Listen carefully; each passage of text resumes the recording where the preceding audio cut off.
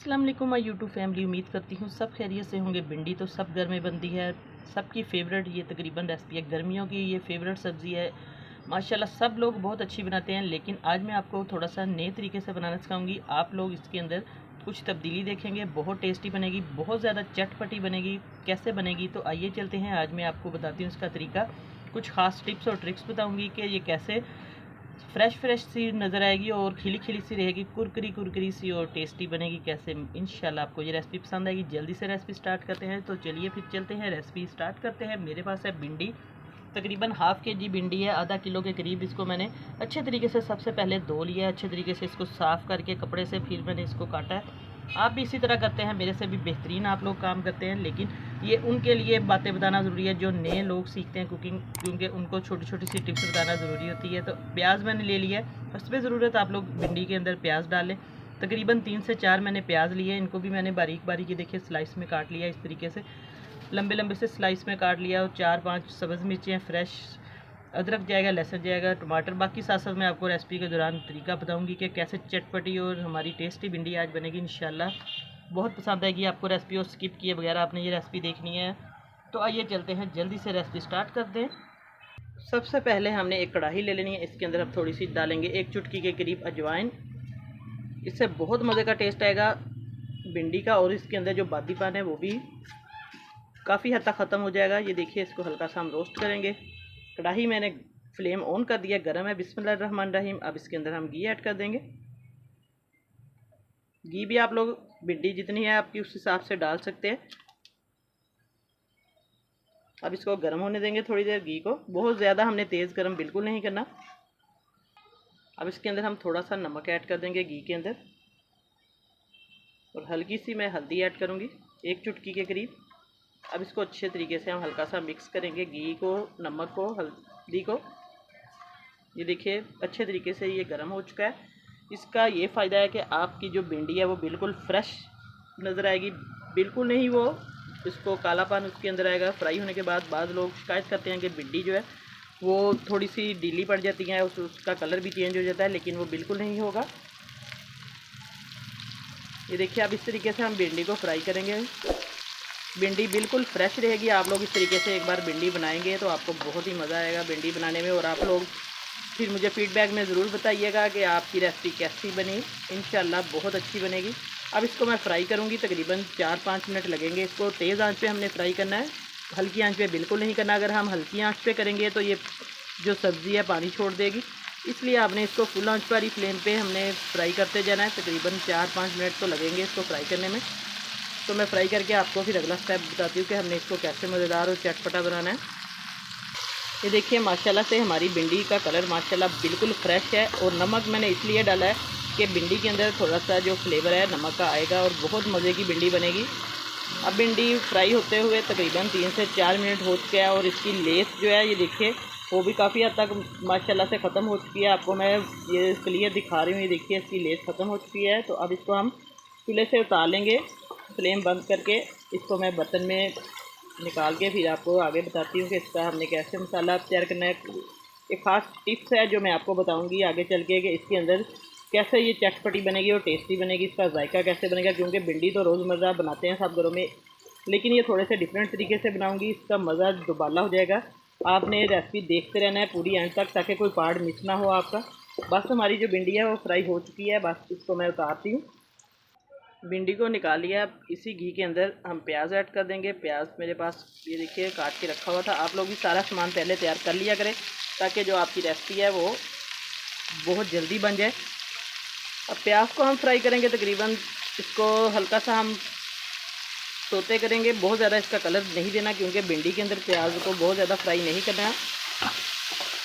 बस इसको हम 2 से 3 मिनट तक फ्राई करेंगे अच्छे तरीके से, ताकि इसका पानी जो है प्याज का ड्राई हो जाए अच्छे तरीके से, और थोड़ा सा नरम भी हो जाइए।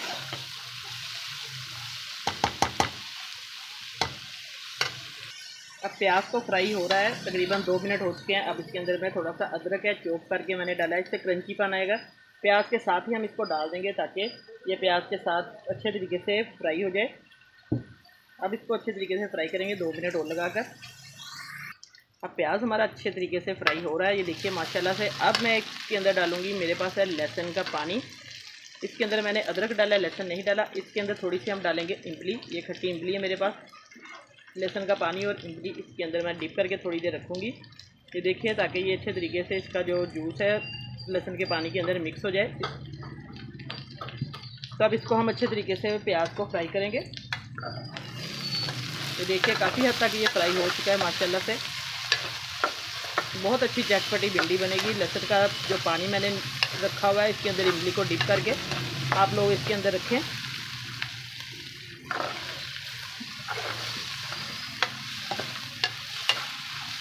प्याज को ना ज़्यादा कच्चा रखना है और ना बहुत ज़्यादा हमने इसको ब्राउन कलर करना है। बस इस तरीके का ये देखिए कलर अब आ गया है, आपको मैं दिखा रही हूँ।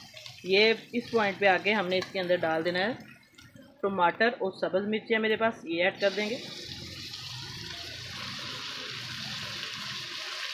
अब इसको भी अच्छे तरीके से हम इसके अंदर फ्राई करेंगे।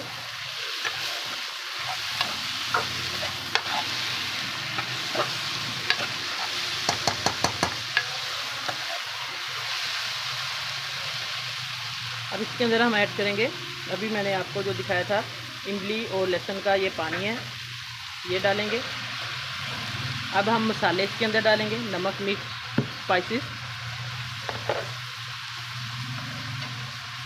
नमक मैंने फ्राई करते वक्त भी भिंडी में डाला था, आप लोग चेक करके डाल सकते हैं। ये तकरीबन 1 चम्मच के करीब नमक है, ये मैं इसके अंदर ऐड करूँगी। आप लोग अपने टेस्ट के अकॉर्डिंग नमक मिर्च डाल सकते हैं। थोड़ी सी स्पाइसी बनेगी ये भिंडी। सुरख मिर्च, हल्दी जाएगी इसके अंदर, ज़ीरा जाएगा तकरीबन आधा चम्मच साबुत ज़ीरा इसके अंदर। बहुत मज़े का टेस्ट आएगा, थोड़ा सा क्रंच इसके अंदर आएगा।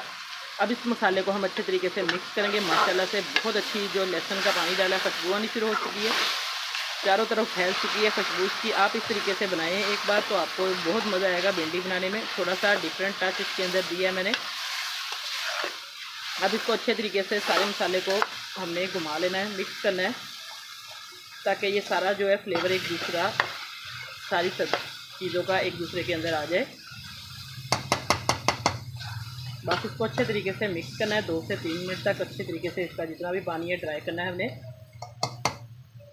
माशाल्लाह देखिए इसका जो कलर आया है मसाले का, झटपट ये बच जाएगी। तकरीबन 10 मिनट आपको लगेंगे ये रेसिपी बनाने में। अब इसके अंदर अब मसाला हमारा बिल्कुल रेडी है। अब इसके अंदर हम डाल देंगे भिंडी जो हमने फ्राई करके रखी हुई थी, ये देखिए।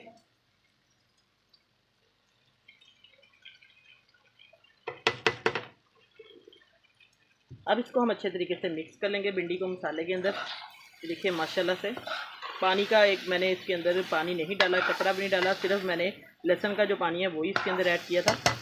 बाकी इसके अंदर एक्स्ट्रा कोई पानी नहीं डाला। ये अपने ही मसाले के अंदर भिंडी जो है अच्छे तरीके से हम इसको स्टीम करेंगे इसी मसाले में। बहुत ही मज़े की बनेगी, खिली खिली सी, क्रंची सी, चटपटी सी हमारी जो भिंडी है माशाल्लाह से तैयार है। ये देखिए सिर्फ आपको टोटल 10-15 मिनट लगेंगे, इससे ज़्यादा नहीं है आपको भिंडी बनाने में। बस इसको अच्छे तरीके से हमने मिक्स करते जाना है मसाले के अंदर। आप लोग इसका कलर देखें, माशाल्लाह से बहुत ही फ्रेश कलर है भिंडी का। अब मैंने इसको अच्छे तरीके से मसाले में मिक्स कर दिया है। अब तकरीबन हम इसको 4-5 मिनट दम पे रखेंगे ताकि ये अच्छे तरीके से सॉफ्ट हो जाए स्टीम के अंदर। फिर मैं आपको इसकी फाइनल लुक चेक करवाती हूँ 5 मिनट के बाद। अब हम चेक करते हैं हमारा भिंडी का सालन माशाल्लाह से बिल्कुल तैयार है। ये देखिए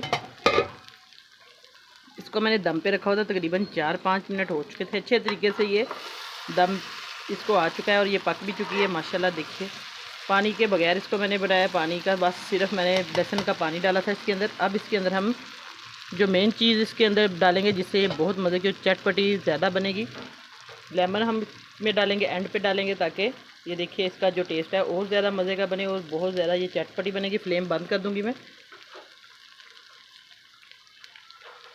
तो ये देखिए हमारी आज की जो भिंडी है बिल्कुल रेडी है। प्लेट में डाल के मैं आपको इसकी फाइनल लुक चेक करवाती हूँ। आज मैंने आपको भिंडी की चटपटी मसालेदार रेसिपी बताई है, इंशाल्लाह आपको ये रेसिपी पसंद आएगी। फीडबैक, आज मैंने आपसे भिंडी मसाला की चटपटी रेसिपी शेयर की है, इंशाल्लाह आपको पसंद आएगी रेसिपी। नई रेसिपी लेकर दोबारा हाज़िर होंगी। इजाज़त चाहती हूँ, अल्लाह हाफिज़।